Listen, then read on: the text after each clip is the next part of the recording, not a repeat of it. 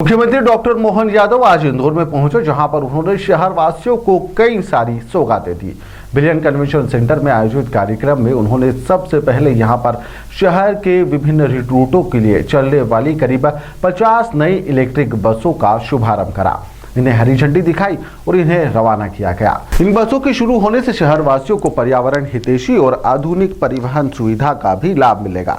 दरअसल कार्यक्रम के दौरान मुख्यमंत्री डॉक्टर मोहन यादव ने स्वच्छता कर्मवीर सम्मान समारोह में शिरकत करी और इस अवसर पर उन्होंने स्वच्छता के क्षेत्र में उत्कृष्ट कार्य करने वाले वार्ड और सफाई कर्मियों को सम्मानित भी करा, जहां पर मुख्यमंत्री ने सफाई कर्मियों के साथ में भोजन भी करा और उनके कार्यों की जमकर सराहना करते हुए उन्हें शहर की स्वच्छता का असली नायक भी बताया। मुख्यमंत्री ने कहा कि इंदौर की स्वच्छता पूरे देश के लिए नई प्रेरणा है और उन्हें सफाई कर्मियों की मेहनत और समर्पण की जो भूमिका है उसका एहसास भी है। उन्होंने इंदौर की जनता से अपील करी कि स्वच्छता अभियान में सक्रिय सहयोग करते हुए ऐसे ही बढ़ते रहे, ताकि शहर लगातार अपनी उपलब्धियों को नई ऊंचाइयों तक पहुंचाता रहे। वहीं बर्फ मंच से अपने उद्बोधन में मुख्यमंत्री डॉक्टर मोहन यादव ने कहा कि पिछले 24 घंटे से इंद्रदेव इंदौर में अच्छी बारिश कर रहे हैं, हिसाब पूरा कर दिया गया है। इसके बावजूद सफाई कर्मियों ने शहर को साफ रखने में कोई कमी नहीं छोड़ी। उन्होंने प्रधानमंत्री नरेंद्र मोदी की स्वच्छता पहल का उल्लेख करते हुए कहा कि लाल किले से शुरू किया गया संदेश आज देश की पहचान बन गया है। इंदौर ने यहाँ पर 8 बार नंबर 1 आकर एक नया मुकाम भी हासिल कर लिया है।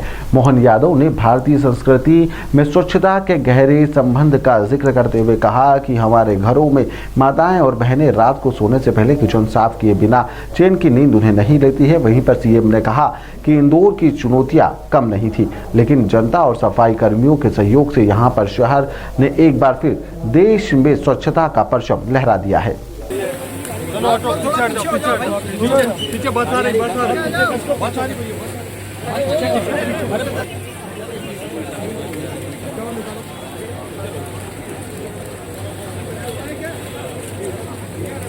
आज के इस कार्यक्रम में हमारे बीच विराजमान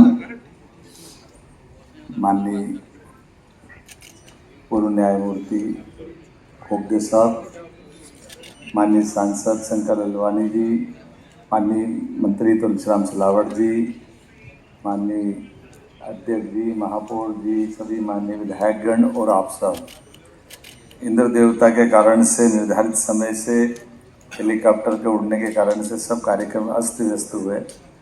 अभी तक मुझे यहाँ से कार्यक्रम समाप्त करके तीसरे कार्यक्रम को भी ख़त्म करते उड़ने का समय था, लेकिन कोई बात नहीं, आपसे विनम्रता से क्षमा चाहते हुए मैं अपनी ओर से, राज्य सरकार की ओर से एक अच्छे विचार का, क्योंकि राष्ट्रव्यापी विचार और परामर्श सम्मेलन माननीय सांसद जी ने मुझे बताया था कि इस विषय को लेकर के एक अच्छी गोष्ठी का आयोजन किया गया और ये हम सब के लिए आज के इस दौर में जब बहुमत से सरकार आए या सरकार केंद्र की बने, तो उस केंद्र की बनने वाली सरकारों के एजेंडे में क्या क्या होना चाहिए, इस सबका सबसे अच्छा उदाहरण अगर कोई चल रहा है तो हमारे यशस्वी प्रधानमंत्री श्रीमान नरेंद्र मोदी जी का चल रहा है। जोरदार अभिनंदन करें उनके एक एक निर्णय के साथ, एक एक विषय को लेकर वो चल रहे हैं।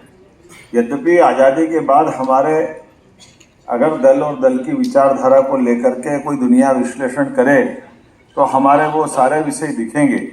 जब जनसंघ की स्थापना के समय हमने कोई विषय उठाया तो ये बात भी सही है कि जनसंघ की स्थापना के समय हमारे देश की वर्तमान की दौर में सर्वाधिक ज्वलंत मुद्दे की तरफ जनता का ध्यान आकर्षण कराने के लिए धारा 370 को लेकर के मूवमेंट चला। बाद के क्रम में हम सब जानते हैं कि हमारी आइडियोलॉजी देश के साथ जुड़ करके कैसी खड़ी हो। हमारे दूसरे संस्थापक सदस्य पंडित दीनदयाल उपाध्याय जी ने एकात्म मानववाद के दर्शन के बलबूते पर हमारी आइडियोलॉजी को लाए। यशस्वी प्रधानमंत्री तत्कालीन हमारे माननीय अटल बिहारी वाजपेयी जी ने देश के मुद्दों को लेकर के अपोजिशन के पद का भी क्या महत्व होता है, 50 साल तक अपोजिशन के लीडर और उसके आधार पर पार्टी की रीति नीति के बलबूते पर। ताज़ा खबरों के लिए सब्सक्राइब करें JSR टाइम्स और साथ ही नोटिफिकेशन पाने के लिए बेल आइकन को दबाएं।